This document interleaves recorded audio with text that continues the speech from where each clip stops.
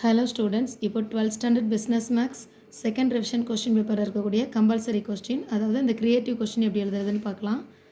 Given question, find the value of x if mod determinant x minus 1, x 0, x plus 1 equal to 0. So determinant அப்படின்றதுனால direct இதை first determinant பண்ணிடலாம். Determinant சொல்லும்போது cross multiplication, இது ரெண்டையும் multiply பண்ணணும். So x minus 1 is multiply with x plus 1 minus symbol போட்டு இப்படி crossல multiply பண்ணும்போது 0 into x 0 0 வால எதை multiply பண்ணாலும் 0 equal to 0 னு கொடுத்திருக்காங்க இதை எழுதிக்கலாம் இது x minus 1 x plus 1 a plus b a minus b ஃபார்ம்ல இருக்கு ஸோ இது x square minus 1 into 1 1 square x into x x square plus into minus minus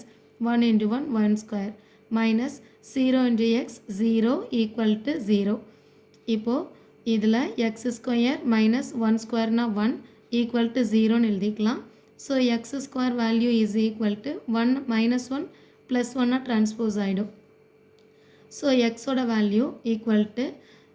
root 1 அப்படின்ற ஆன்சர் இருக்கும் so root 1 சொல்லும்போது இது plus or minus 1 னு எழுதிக்கலாம் so 1 square பண்ணாலும் 1 தான் minus 1 ஸ்கொயர் பண்ணும்பொழுதும் 1 தான் so answer x equal to 1 or minus 1